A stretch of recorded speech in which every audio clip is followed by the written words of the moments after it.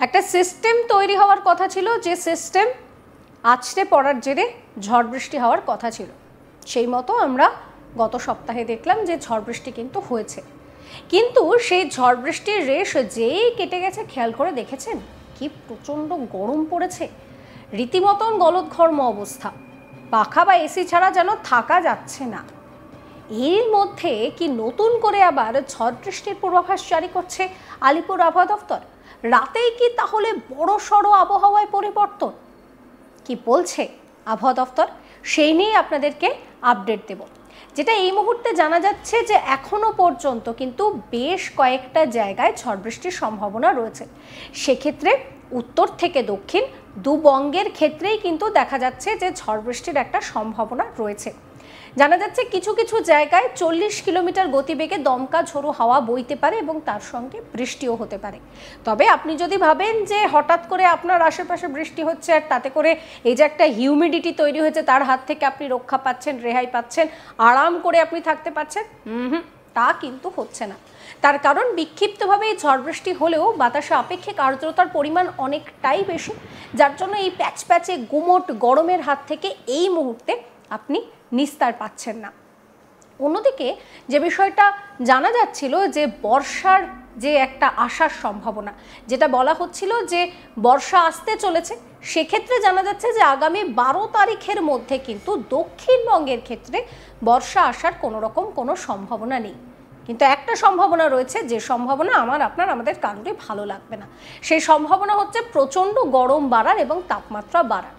যেটা হাওয়া অফিসের আপডেট রয়েছে যে আগামী 4 দিনে 2 থেকে 4 ডিগ্রি সেলসিয়াস পর্যন্ত দক্ষিণবঙ্গের ক্ষেত্রে কিন্তু তাপমাত্রা বাড়বে। অর্থাৎ ভাবতে পারছেন এমনিতেই যা গরম, আর তার মধ্যে যদি 2 থেকে 4 ডিগ্রি সেলসিয়াস তাপমাত্রা বাড়ে, তাহলে সেই গরমটা কোথায় গিয়ে পৌঁছবে? পশ্চিমের জেলাগুলোর জন্য সেখানে গুমোট গরমের যে অস্বস্তি সেটা আরও বেশি পরিমাণে বাড়বে। সেক্ষেত্রে দাঁড়িয়ে অবশ্যই এই মুহূর্তে শরীরকে ঠান্ডা রাখার জন্য বেশি করে জল খাওয়া প্রয়োজন রয়েছে। এছাড়াও শসা, তরমুজ, জামরুল, যেগুলো বেশ জলজ ফল, সেই সমস্ত জলজ ফল খাওয়ার দরকার, দই খাওয়ার দরকার, যাতে শরীরটা ঠান্ডা থাকে। হাওয়া অফিস বলছে যে শুধুমাত্র যে উত্তরবঙ্গে বা দক্ষিণবঙ্গে বৃষ্টিপাত হচ্ছে, তাপমাত্রা বাড়ছে, তা নয়। 2 বঙ্গের ক্ষেত্রে বৃষ্টিপাত চললেও তাপমাত্রার যে বাড়া, সেই বাড়া কিন্তু চলবেই। এই মুহূর্তে দাঁড়িয়ে রবিবার উত্তরবঙ্গের 5 জেলা অর্থাৎ দার্জিলিং, কালিম্পং, কোচবিহার, এই সমস্ত জায়গায় কিন্তু বিক্ষিপ্তভাবে বজ্র বিদ্যুৎ সহ বৃষ্টির সম্ভাবনা রয়েছে। আর উত্তরবঙ্গের যে বাকি 3 জেলা রয়েছে সেক্ষেত্রে হালকা থেকে মাঝারি বৃষ্টিপাত হতে পারে। এবার আসে দক্ষিণবঙ্গের ক্ষেত্রে ঝড় বৃষ্টি কোথায় কোথায় হতে পারে। দক্ষিণবঙ্গের ক্ষেত্রে বীরভূম, মুর্শিদাবাদ, নদিয়া, 2 24 পরগনা, এই সমস্ত জায়গায় কিন্তু বিক্ষিপ্তভাবে রবিবারও বৃষ্টির সম্ভাবনা থাকছে।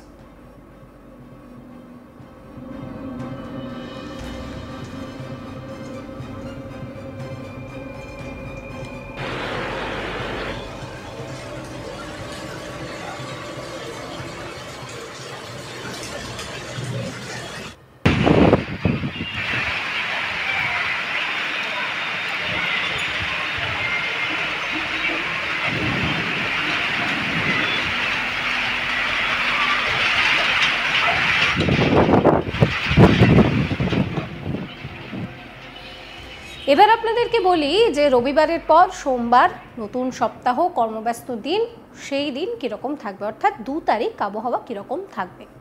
হাওয়া অফিস বলছে যে সোমবার উত্তরবঙ্গের 5 জেলাতেই ঝড় বৃষ্টির সম্ভাবনা রয়েছে, আর দক্ষিণবঙ্গের ক্ষেত্রে প্রায় সব জেলাতেই বিক্ষিপ্তভাবে বৃষ্টিপাতের সম্ভাবনা রয়েছে। তবে সেই বৃষ্টিপাত যে খুব একটা ভারী বৃষ্টিপাত হবে বা সেই বৃষ্টিপাতের জেরে যে গরম থেকে খুব একটা স্বস্তি মিলবে, তা কিন্তু একেবারেই নয়।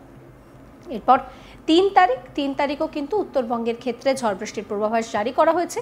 সেক্ষেত্রে উত্তরে বৃষ্টিটা একটু বেশি হবে, দক্ষিণবঙ্গের ক্ষেত্রে বিক্ষিপ্তভাবে হালকা থেকে মাঝারি বৃষ্টিপাতের সম্ভাবনা রয়েছে। অর্থাৎ সোমবার এবং মঙ্গলবার তাপমাত্রায় যে খুব একটা বড়সড় পরিবর্তন হচ্ছে, তা কিন্তু একেবারেই নয়। হাওয়া অফিস বলছে রবিবার দক্ষিণবঙ্গের কিছু কিছু জায়গায় 30 থেকে 40 কিলোমিটার গতিবেগে বজ্রবিদ্যুৎ সহ বৃষ্টিপাতের সম্ভাবনা রয়েছে। সপ্তাহের প্রথম দিন সোমবার উত্তরবঙ্গের 5 জেলাতেই ঝড় বৃষ্টির সম্ভাবনার কথা বলছে আলিপুর আবহাওয়া দফতর।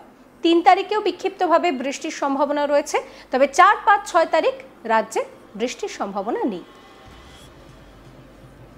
সমস্ত খবরের আপডেটের জন্য আপনাদের নজর থাকুক আজ তাক বাংলায়। চ্যানেলটিকে সাবস্ক্রাইব করবেন, নোটিফিকেশন পেতে বেল আইকনে ক্লিক করবেন, ফলো করতে ভুলবেন না আজ তাক বাংলার হোয়াটসঅ্যাপ চ্যানেলও।